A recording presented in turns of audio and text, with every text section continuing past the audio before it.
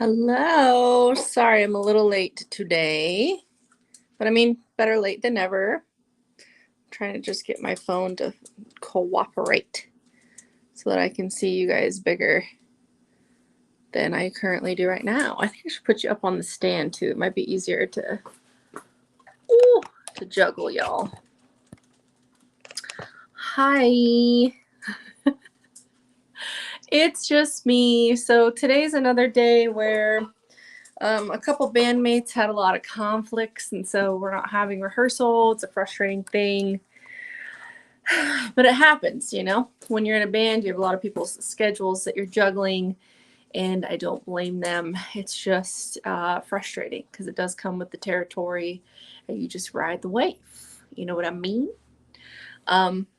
So today I'm going to kind of keep it short. I don't want to keep y'all too long, but definitely say hi if you're here. I always love seeing your comments and talking to y'all. Before I get into my little spiel, we just got back from hanging with some really cool people, some new friends that we made that are ironically from Washington, because I'm originally from Washington State, and we had met somebody here in Texas who's also from Washington State, and so immediately bonded with them, obviously.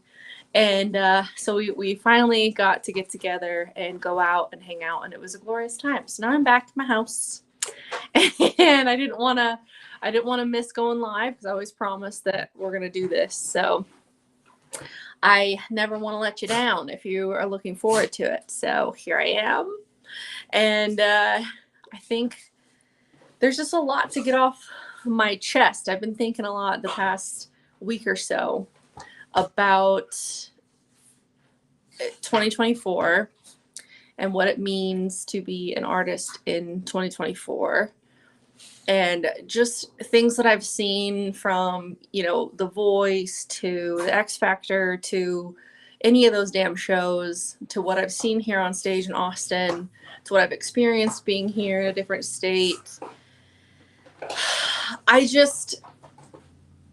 I guess I just didn't think I'd see the day when artists just can't be artists anymore. Like, artists, we have to be, we can't just be artistic and let that stand on its own. Like, we have to be social media experts, and we have to be strategic, and we have to be content creators and planners, and we have to be, we have to make you laugh, and we have to have a shtick, and you can't just get up on stage and just be really good at what you do.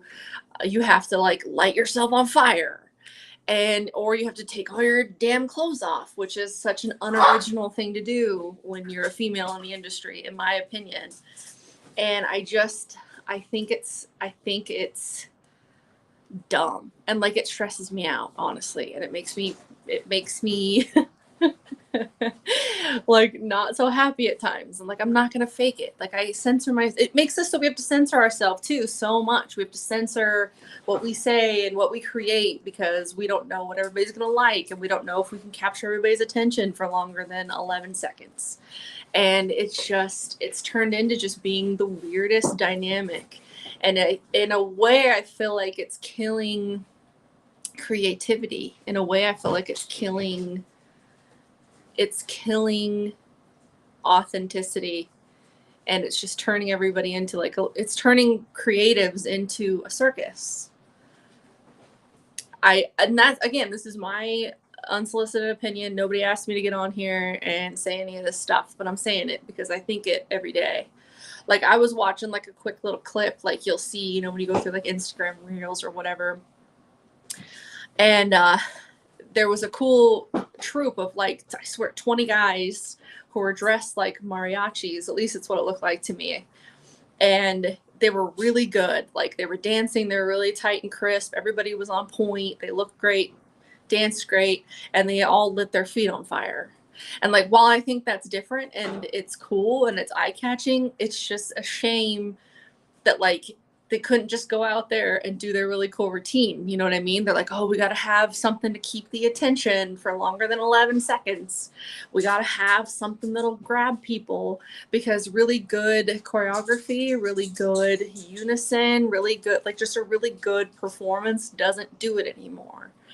And I just think that that's sad, and I think it's annoying, and I think it's stressful, and I think, you know, it's not easy being creative. It's not easy creating anything from scratch. It's not cheap either. And so we can't just focus on that. We have to also, like I said, plan our videos, and we have to be comedians, and we have to do these little trends, and we got to be editing experts, and we got to post every day, and we got to post on all socials, and we have to, you know, it's just turned into such a thing.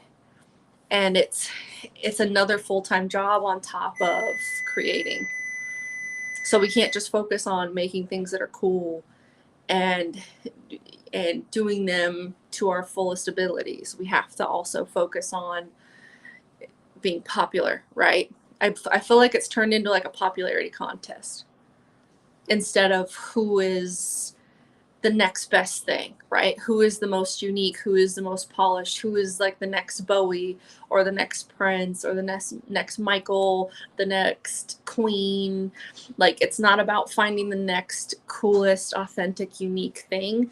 It's a popularity contest and turning the popular people into artists and entertainers.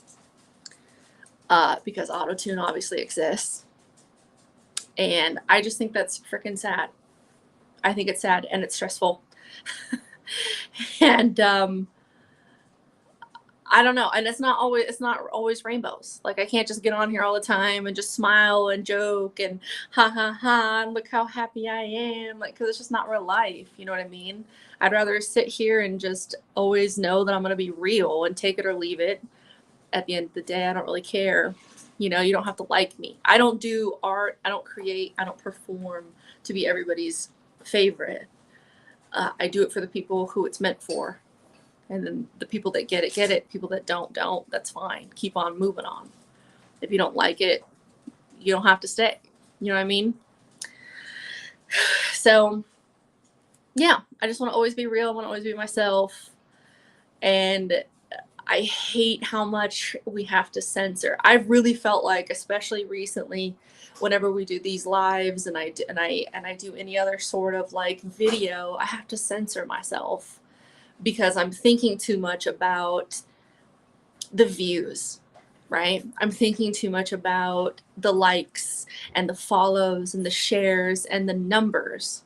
And I think it's really sad that we've come to a point where artists, creatives, people in general don't have any value unless they have numbers, and their number equals credibility, and their number equals whether they're talent or not.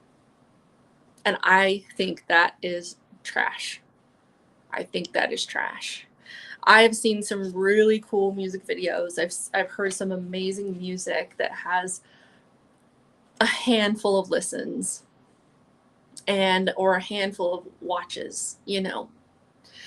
And I think it's you can get sucked into that. I know I've been sucked into it where it's like, oh, you know, I'm not good enough because I don't have a million likes. You know, I'm not good enough because I don't have a million shares and followers.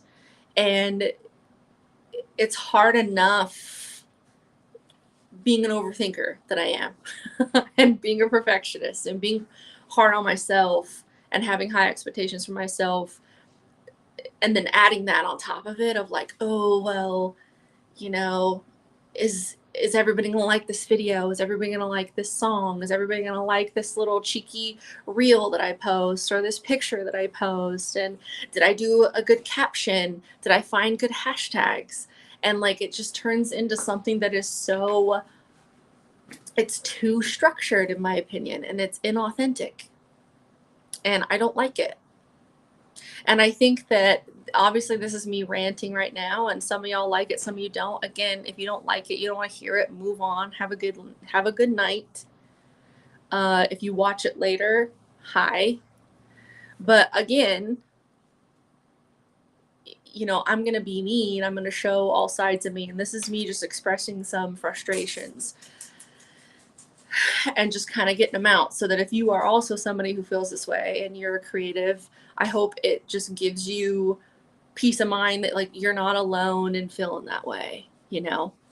And while I feel like it's really cool nowadays that we can reach so many people and people from all around the damn world, I think it's incredible. I love the internet and social media for that reason. We all can like come together and unite.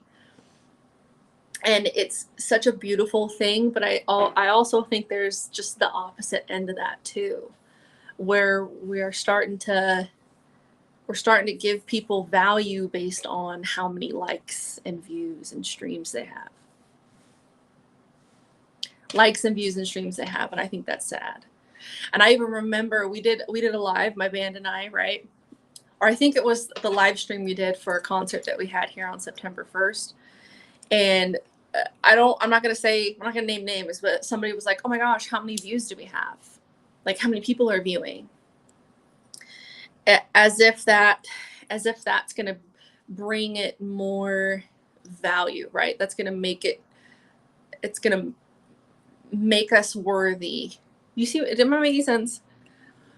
And I'm a firm believer that if you just work really hard and you stay true to who you are, and you're fine with not being liked by everybody, and you're okay with not winning a damn popularity contest, that your work is going to stand on its own, and it should be the work that speaks for itself, in my opinion, not likes, views, follows. So that's just some of my frustrations. It really is.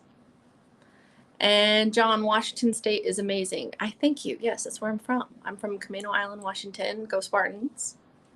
And I miss the water every day. I'm here in Texas, which you got to drive pretty far to get to water.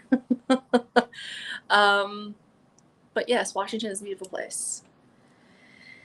If you're still here, I appreciate you. I know this is like, again, it's risky. It's different.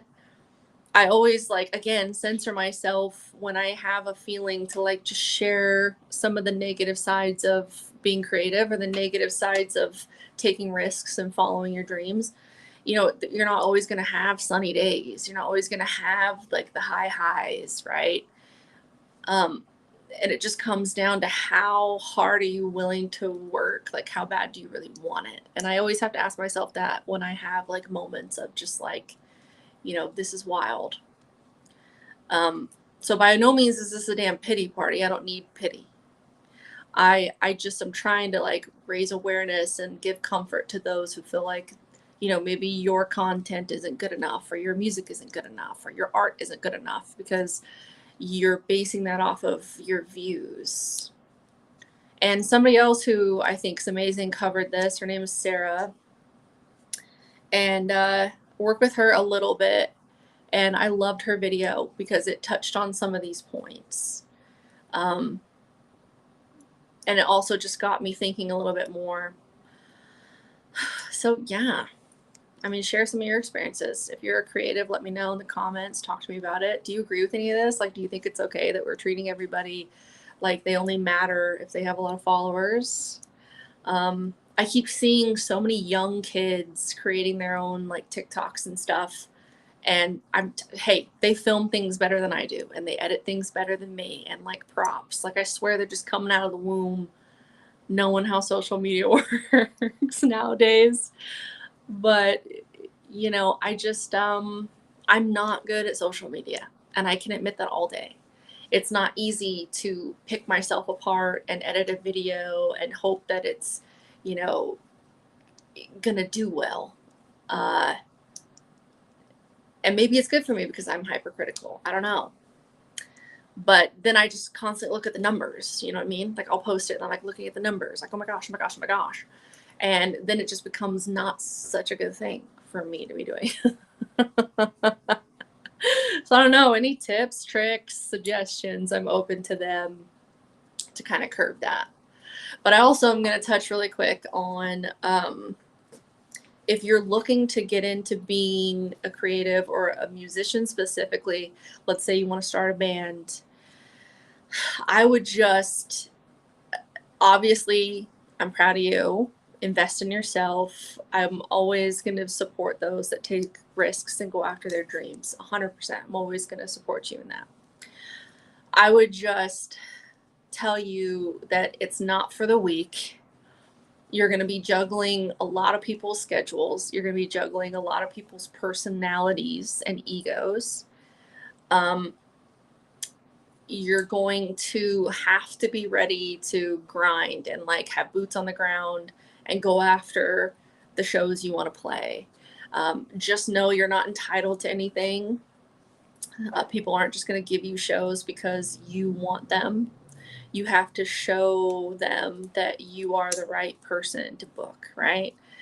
And here, it depends on the city you live in as well. You're going to have different stresses depending on what place you live in, because they're not all created equal. It's also not a one size fits all. So what works here in Austin might not work in your town or your city or your state. So I would just focus on your material, get really, really, really good at it, and then just start playing anywhere and everywhere that you can, like open mic nights. See if there's little mixers. That's what I love here is there's some cool mixers. That's where I met a lot of my bandmates. And so I think that's really great. But the downside to mixers out here is there's a ton of musicians here in Austin, Texas, but not all of them want to actually gig and not all of them want to actually practice. And it was a revolving door for a minute until I found all my bandmates. And I'm very glad that I did because they're awesome dudes. But like, tonight, you have conflicts and then you can't rehearse. And some people are like, oh, well, we shouldn't have to rehearse that much. And I disagree. Maybe I just come from a different time. I'm a little older. Maybe I was just, I grew up in sports and dance and theater. And maybe that's why I have the work ethic that I do. But I'm a firm believer that no matter how good you are, you always need to practice. Even the pros practice and rehearse, even though they've been touring for decades together, they still get together and practice. I think it's really, really important to get everything really, really, really, really tight so that when you are putting your stuff in front of a live audience, that it's as great as it can be. Everything else that goes wrong obviously is out of your control, whether it's that sound thing or your instrument, whatever. But as long as you go in there as prepared as you can, I think you owe it to your audience to do so. I had somebody out here, a couple people, I've heard it twice out here, which is interesting to me, where they're like, oh, well, you just need to get up there and do shows because you're gonna make all the mistakes and you're gonna play empty rooms and you're gonna learn that way. And that's how you get really tight as a band. And I don't agree. I don't think you should be, in my opinion, of course, that nobody asked for. I don't think that you should be okay with putting something less than your best on stage to just figure it out. I don't agree that the stage is where you figure things out and make mistakes. I don't agree that the stage is your training ground. Because the way I look at it is the stage is where you're performing. The stage is where you're putting your name on it and you're presenting it to everybody going, this is what I'm about. So again, I know I'm different, and based on the mentality of coming from that of oh, just get up there and wing it and figure it out and jam. And I think there's a time and place to jam. I don't think the live stage is a place to jam unless it is a jam session. I think that's why you rehearse, is to jam and work on your stuff. You know what I'm saying?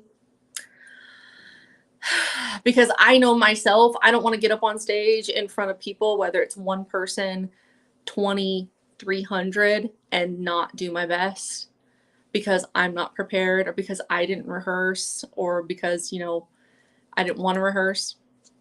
I also don't agree with only rehearsing when it's your rehearsal time. So let's say you rehearse twice a week with your people, whatever. And that's the only time that you look at that material. That's the only time you pick it up. That's the only time you touch it, look at it, whatever. I don't agree with that. I think that, again, I come from a different place, I guess. But I think that if you're serious about it and you want it bad enough, you make it more of a priority.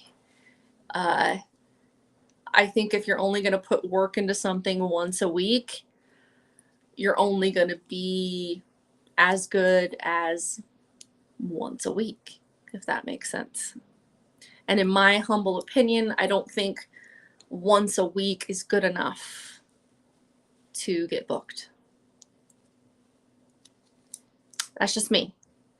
And I've seen some bands out here where they're quite disorganized, which I thought was interesting, being the live music capital of the world here in Austin. They were very disorganized. They had like, I swear, I'm not over exaggerating, dude. They had like 10-minute solos of them just jamming, nobody singing, and they're doing covers, right? So they're doing like this big jam session in the middle of a cover that everybody loves. They're just milking it for all it's worth. You know what I mean? And I just don't agree with that. I don't agree with that at all. I think that's wild. I think it's excessive. I think it's anyway. It's the same. I don't know. I think it's just lazy. I think it's lazy performing. I'm all for making a song your own, right? If you're doing a cover, do some cool shit live to make it your own. But 10 minutes of just doing a massive instrumental break where people are clearly riffing and sometimes not riffing in the correct key of the song, it's a lot. It's a lot. You know what I mean? I hope I'm making sense because I'm literally just fucking word vomiting on whoever gives a shit about it. But I just, again, I don't think the stage is there for you to just kind of try things and see what sticks. I think you do that in your rehearsal time. Again, that's just me. And I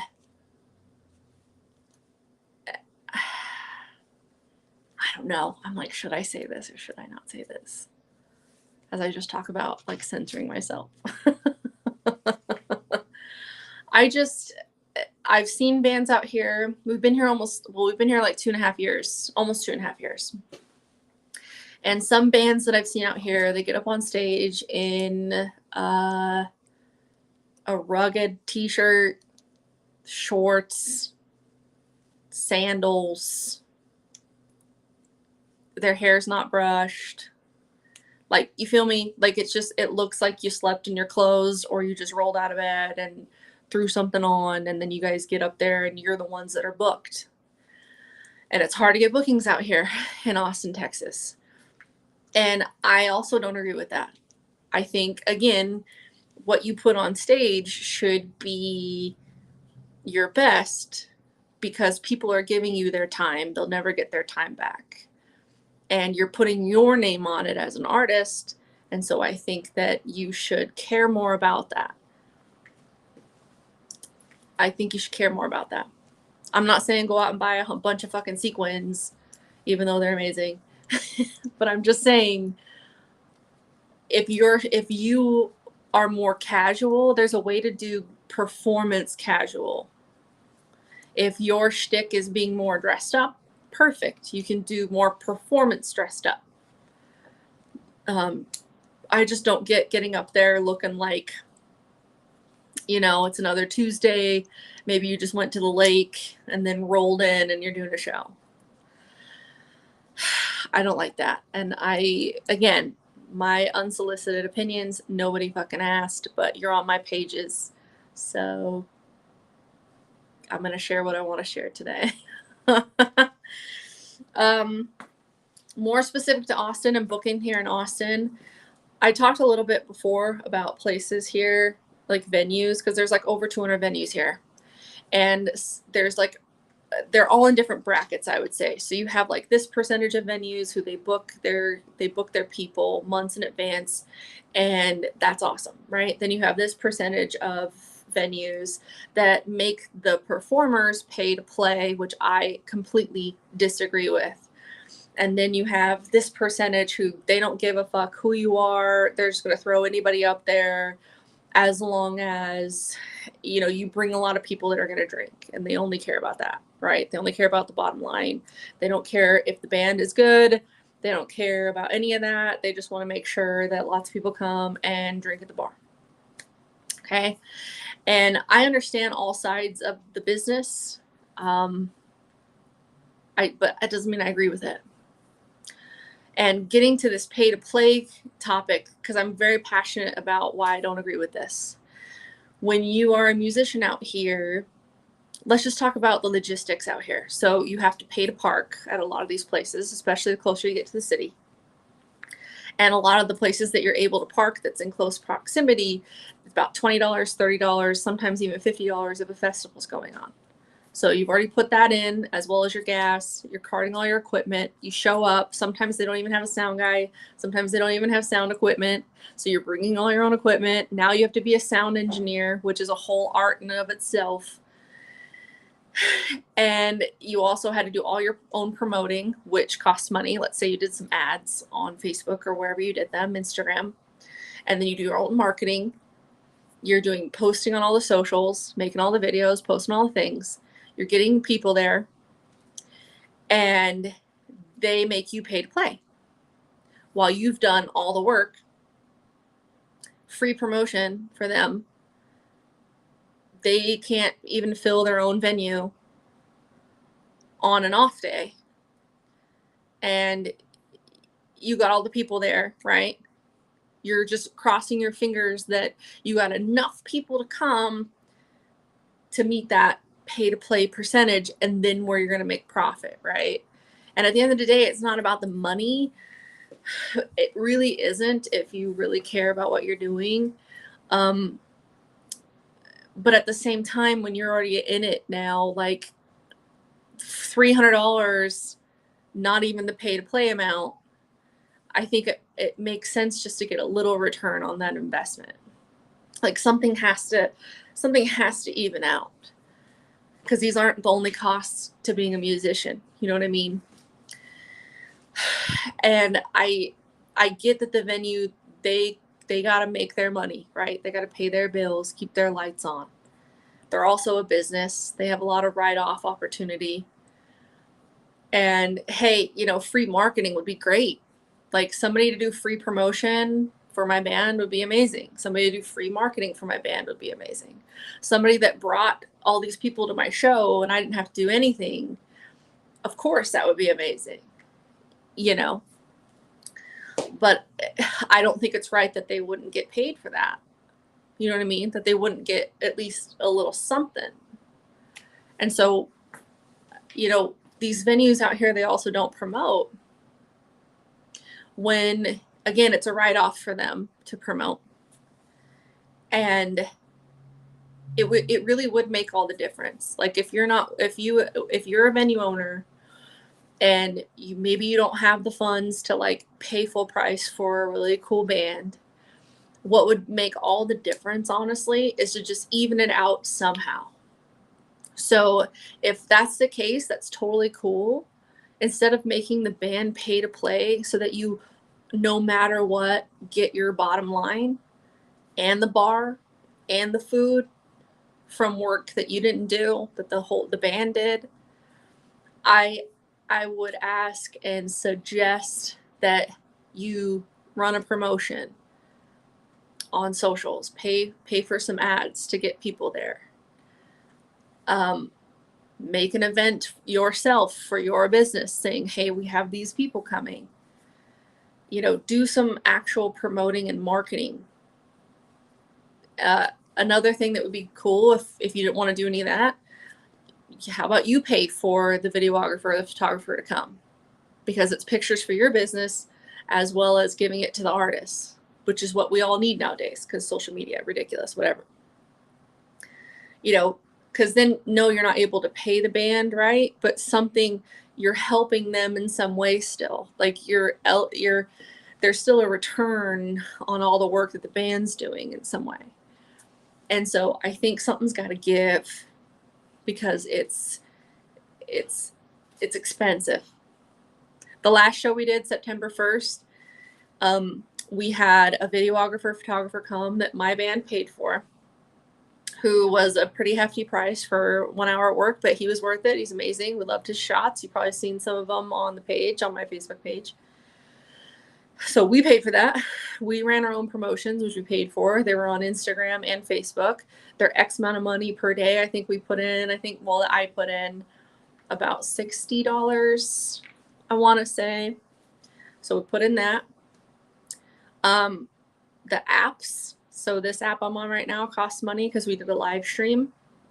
And I also had to pay taxes on the ticket sales for the live stream. So I have to pay that out of my pocket.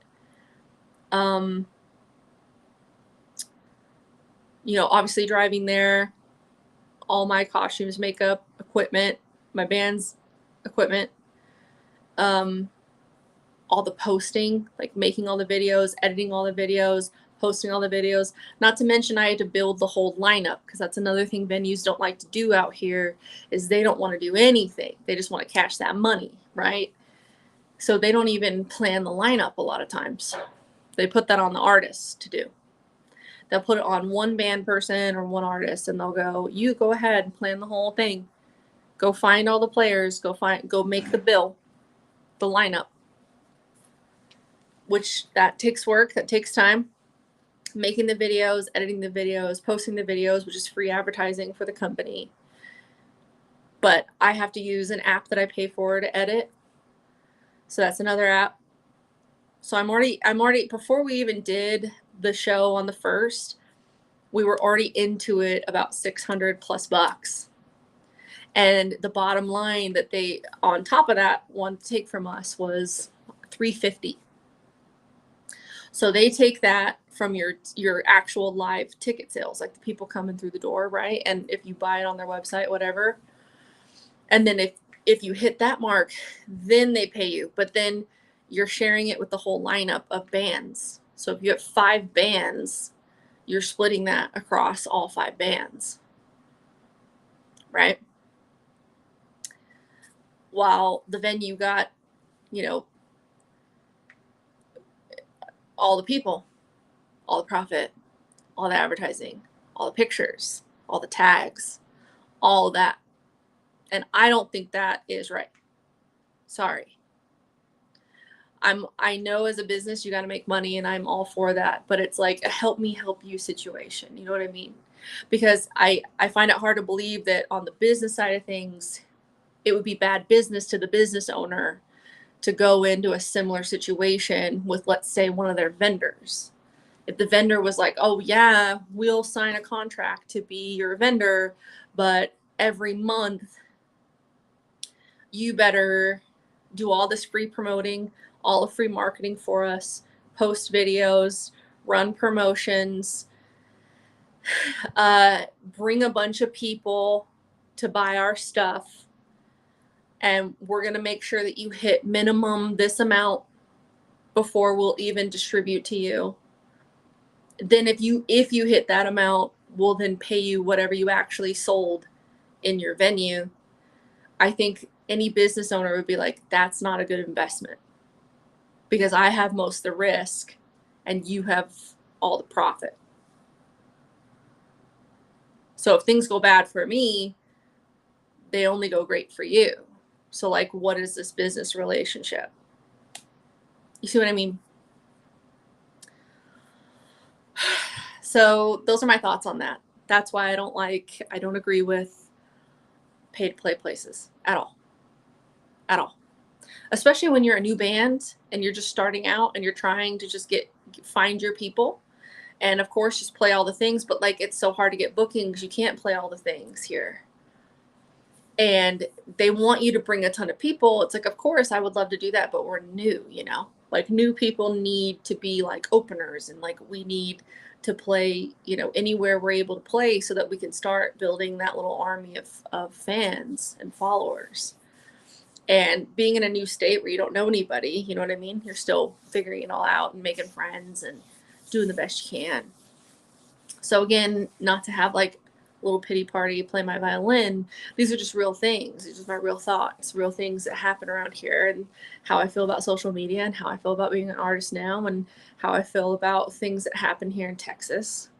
Another thing I find really interesting is we've been here, again, like I said, almost 2.5 years, and we've seen a lot of bands in a lot of different places. Not just in Austin, but like a lot of different places. I can count on one hand how many female performers I've seen. One hand. And we've seen dozens of performers here.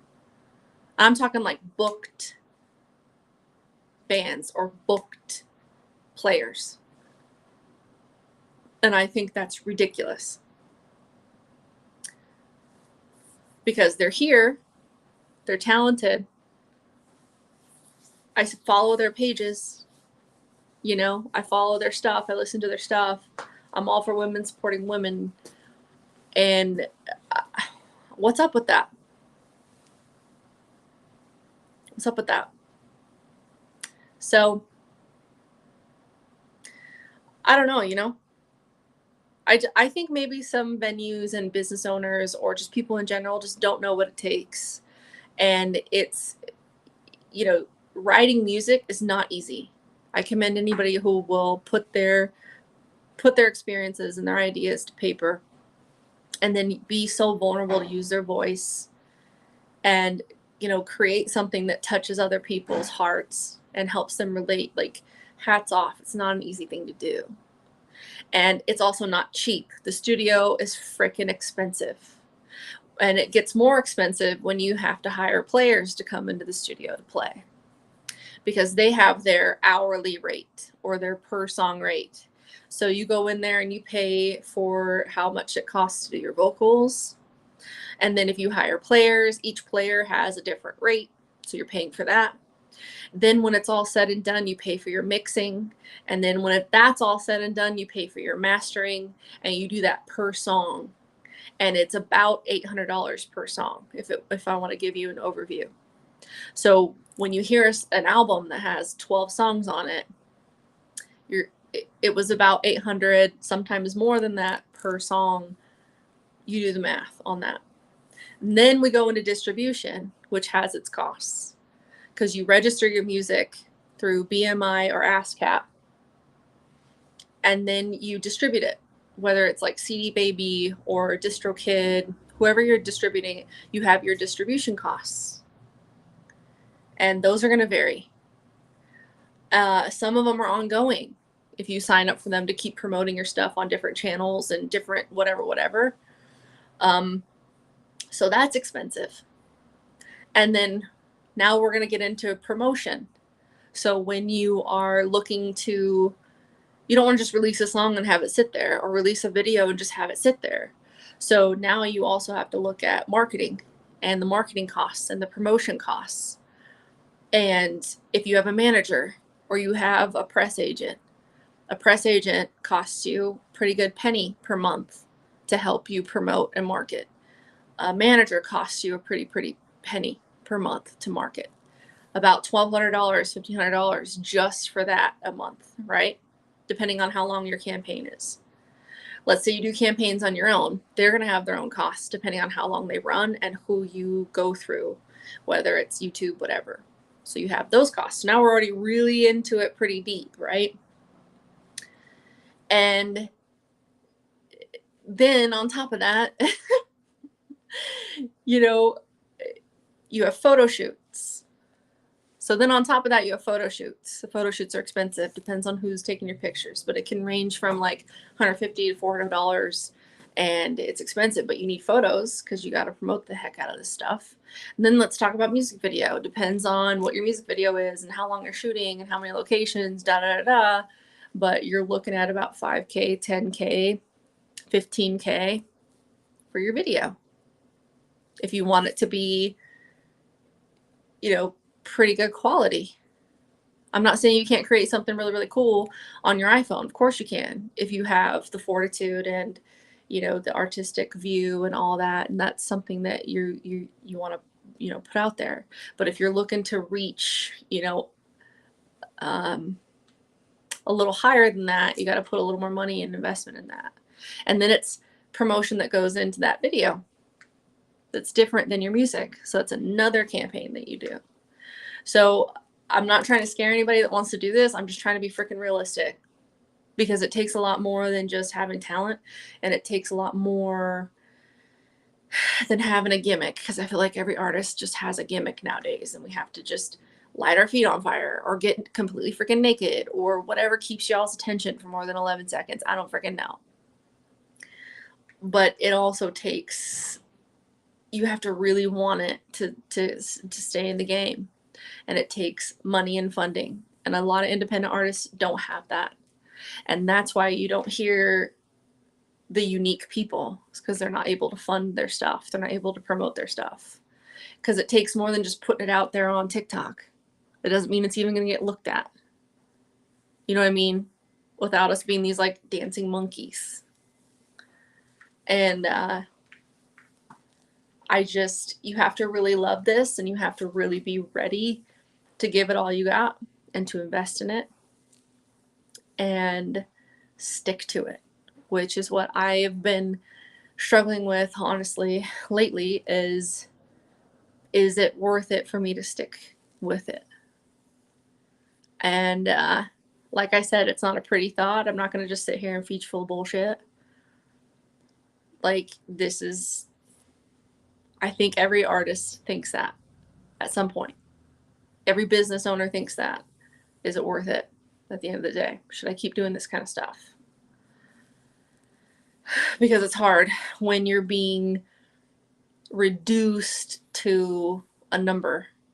You're being reduced to views and follows versus your art. Does that make sense? And in my opinion, if you're a fucking rocker, you don't give a shit. Like, you go against what's popular. You go against what is expected. You go against all that. And so it's hard to be like, oh, will everybody like this video? Will everybody like my makeup? Will everybody like my outfit? Will everybody like this caption and these hashtags? Like, it gets to be ridiculous. So like, now I just don't even give a fuck. I'm going to write whatever title. I'm going to write whatever caption. I'm going to write whatever hashtag. I don't give a shit. Like, it's there. And I'm just going to keep freaking doing it. Because I'm not a quitter. It doesn't mean you can't feel the feels. I think you should feel all the feels, and then just keep going if you know that there's nothing else out there for you. If you know that this is all you have and it's all you're meant for, then take the bad days with the good days and just keep going. I think viewers should follow people, like go support artists you like, people you like, independent people, independent creatives. Go give them love. Go like and share their pages, watch their things, listen to their things, buy their art, buy a t-shirt for bands, because that's revenue that goes 100% to the band. They're not sharing it with anybody else. It goes 100% to the artist. And that's what it takes. That's what it takes. And it's so simple. It takes like maybe 5 minutes of your day to do that. Because that's the freaking world we live in. You know? So that's my spiel. And if you're a venue owner, please do better. Please do better for your live entertainment. And if you can't pay the price for a great band or a great performer, even it out in some way. Promote, market, have a photographer there, give them the footage. Like, there are things you could do if you can't, give them something. Because it's just a bad business deal. And I think you could agree with that. And at the end of the day, I'm more on integrity than making a paycheck. I think that's why it bothers me so much. If you're going to put so much into something, I think you should get something back from that. You know what I mean? So anyway, thanks for coming to my little TED Talk. If you liked it, great. If you didn't, I don't care. Sorry the band isn't here. They'll be here Tuesday, so we're not going live Wednesday. We're going live Tuesday. There were some scheduling conflicts, so catch us Tuesday of next week. I hope this gave some people some peace of mind, knowing you're not alone if you feel this way. Keep going with your art if you know it's meant for you. If you love music and the arts and creatives, support them. If you're a venue, do better by the artists that you want to hire. And next time, I promise I'll be all smiles and laughing. But again, this is real life, and I'm not going to keep censoring myself. I'm just not. So, hope you have a good night. Mwah, mwah, mwah, mwah, mwah.